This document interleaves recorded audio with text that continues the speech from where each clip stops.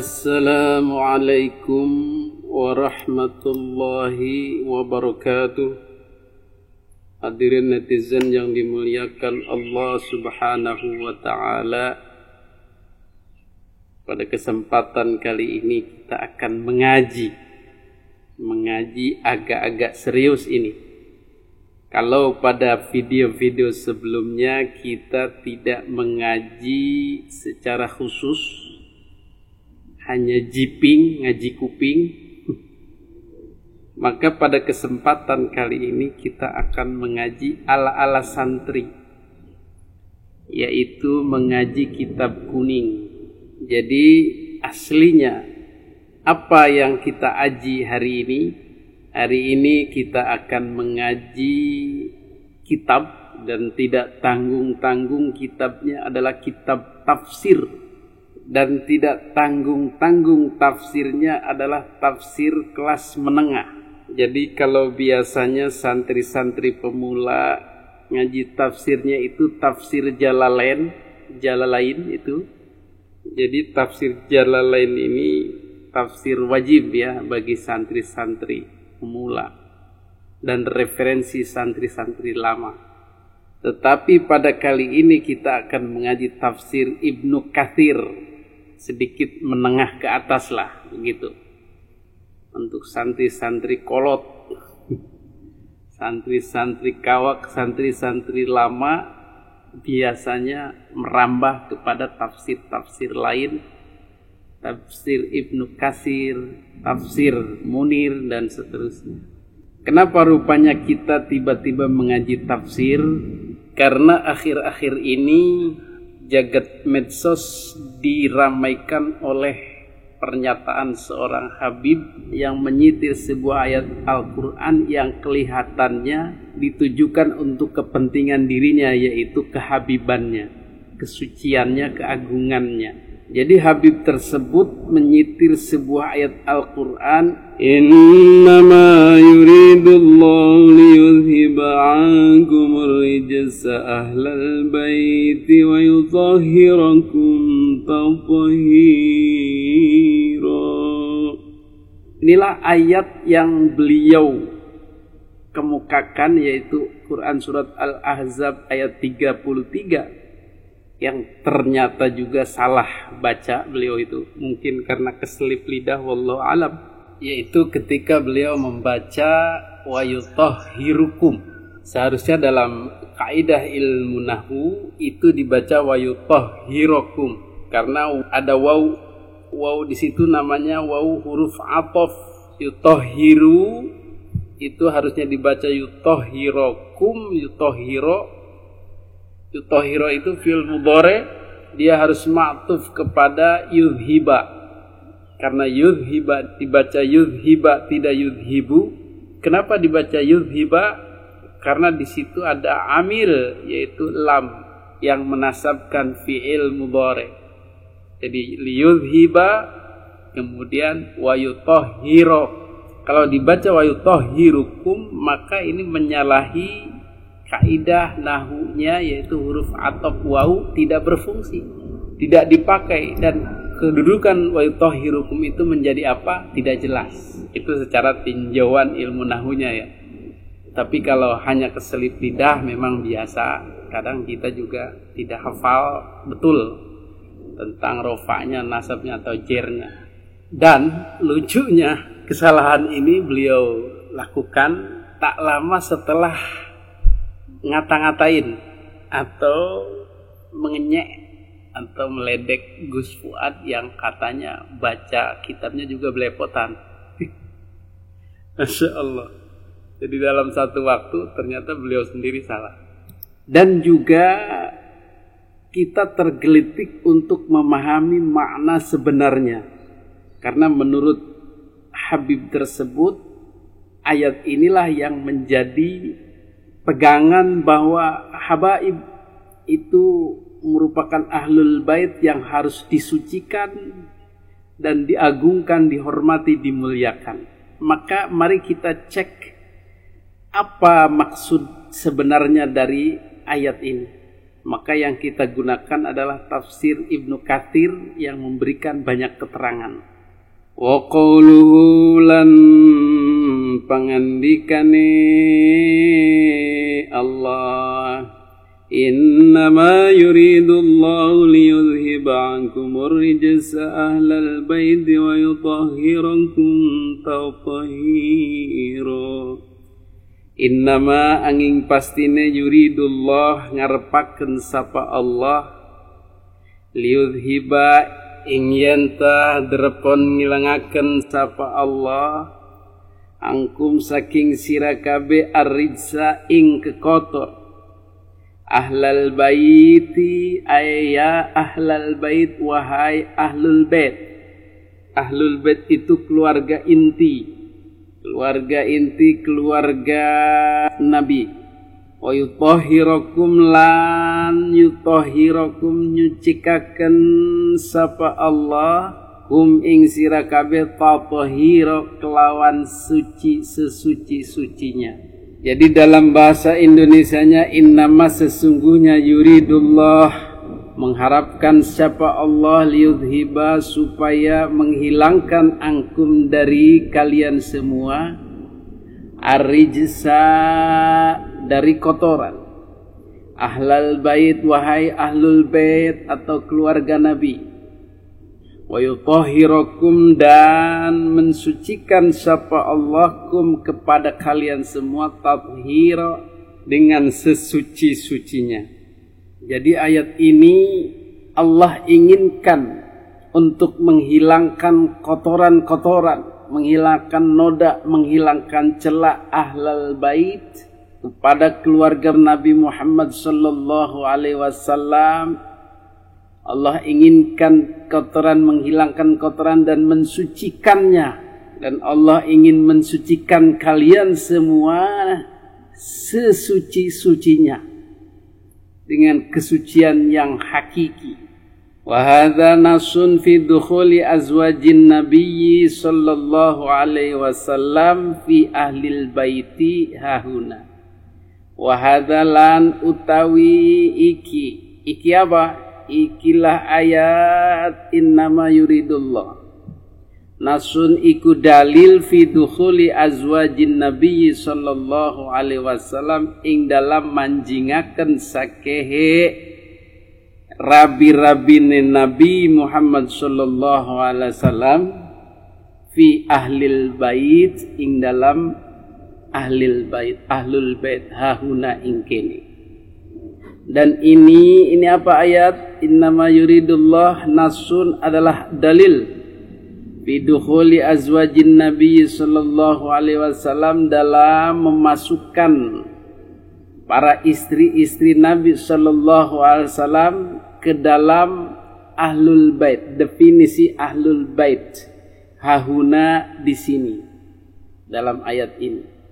Jadi menurut Ibnu Katsir ayat ini merupakan dalil bahwa istri-istri Nabi adalah boleh disebut dengan ahlul bait. Jadi isinya ahlul bait yang dimaksudkan dalam ayat ini adalah istri-istri Nabi Muhammad sallallahu alaihi wasallam. Sampai pembahasan ini belum ada satu kata pun mengarah kepada dzurriyyah atau keturunan generasi-generasi berikutnya, generasi 9, 10, 11 bahkan 39. Tidak ada masuk dalam kategori ahlul bait. Jadi bisa saja Habib Bahar menggunakan referensi lain, tetapi referensi yang kita punya adalah tidak ada seperti itu. Jadi sampai di sini qaul pertama adalah yang dimaksud dengan ahlul bait dalam surah Al-Ahzab 33 itu adalah istri-istri Nabi Muhammad sallallahu alaihi wasallam. Bagaimana dengan dzurriyyah, generasi setelahnya para habaib? Itu tidak ada sepotong pun keterangan dalam ibarah ini. Kemudian kita beralih kepada qaul yang kedua, tariqun ukhra atau jalan yang lain, keterangan yang lain. Berkata Ibnu Jarir, Hadatsana Ibnu Humaidin, kita mendapat info dari Ibnu Humaid, mendapat keterangan dari Ibnu Humaid. Hadatsana Abdullah, telah diceritakan kepada kita dari Abdullah bin Abdul Qudus. Jadi dia dapat cerita juga dari Abdullah bin Qudus, dari A'mas, kemudian dari Hakim bin Sa'ad.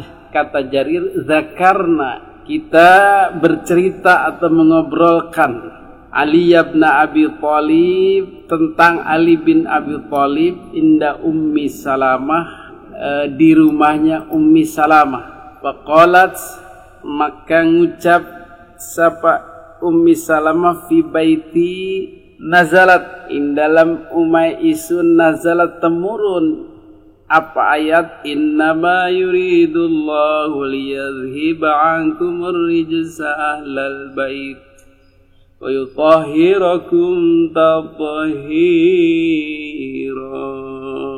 Kata Ummi Salamah, ayat ini turun di rumahku.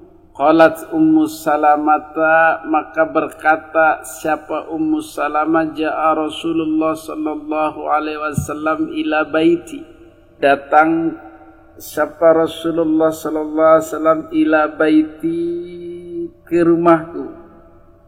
Faqala la ta'zani li ahadin, maka Nabi berkata, la ta'zani li ahadin, Ummu Salamah jangan kasih izin siapapun untuk datang menemuiku, untuk bertemu denganku. Begitu kira-kira.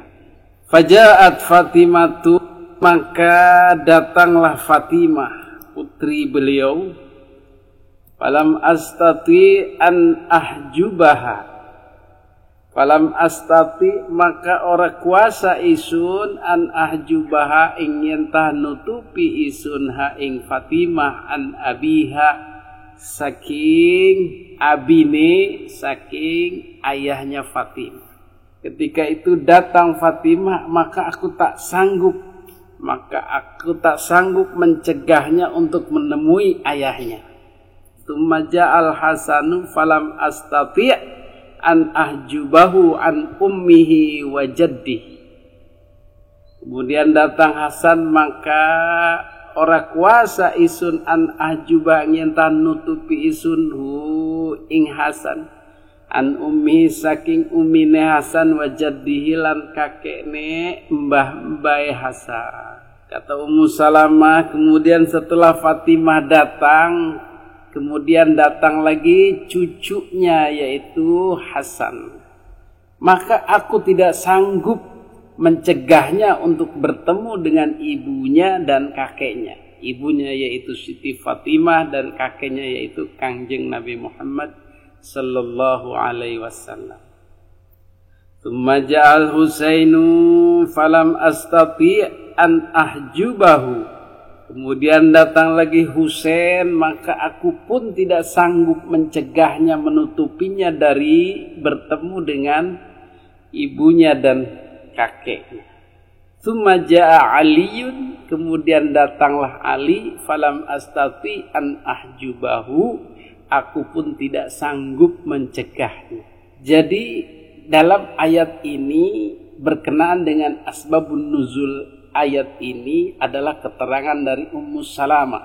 Jadi Ummu Salamah berpendapat bahwa ayat ini turun di rumahnya ketika ada Nabi Muhammad sallallahu alaihi wasallam. Nabi datang ke rumahnya dan tidak ingin diketahui oleh siapapun, jangan sampai orang lain siapapun tahu dan menemuinya. Begitu kira-kira. Tetapi kemudian datanglah Fatimah. Fatimah tahu ada ayahnya di situ. Maka Ummu Salamah tidak kuasa mencegah Fatimah untuk bertemu dengan ayahnya. Silahkan. Kemudian datang cucunya Nabi Hasan, datang menemui ibunya dan kakeknya. Ummu Salamah pun tidak berdaya. Kemudian datang Husain, dipersilakan. Kemudian datanglah Sayyidina Ali, Maka Ummu Salamah pun tidak bisa berbuat apa-apa, dipersilahkan masuk menemui Kangjeng Nabi Muhammad sallallahu alaihi wasallam. Fajtama'u mangka nerima kumpul sapa wong kabeh, fajallalahum Rasulullah sallallahu alaihi wasallam. Maka memuliakan hum kepada orang-orang itu sapa Rasulullah sallam bikisain kelawan kain kana alaihi kang ana apa kain alaihi iku ingat si Kangjeng Nabi Muhammad sallallahu alaihi wasallam. Jadi setelah kumpul di dalam rumah Ummu Salamah, orang-orang itu Fatimah, Hasan, Husain, kemudian Sayyidina Ali, maka setelah berkumpul Nabi memuliakannya, menyambutnya, memuliakannya, menghamparkan kain yang ada di situ. Tsumma qala haula'i ahlu baiti. Inilah ahlul baitku. Jadi inilah orang-orang ini yang berkumpul, inilah disebut ahlul baitku. Siapa itu? Fatimah, Hasan, Husain, dan Sayyidina Ali. Plus Kangjeng Nabi Muhammad sallallahu alaihi wasallam. Jadi 5 orang inilah yang kemudian ditetapkan dalam keterangan ini termasuk ahlul bait.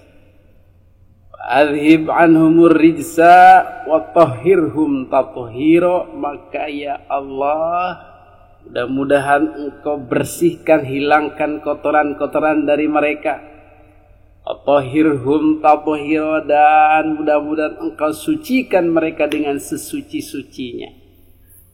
Anazalat hadhil ayatu, maka turunlah inilah ayat hina jitama'u alal bisat, ketika mereka semua berkumpul alal bisat, di atas hamparan yang tadi kain itu. Qalat, maka berkata Ummu Salamah, faqultu ya Rasulullah wa ana, maka aku berkata, ya Rasulullah, wahai Rasulullah, bagaimana dengan aku?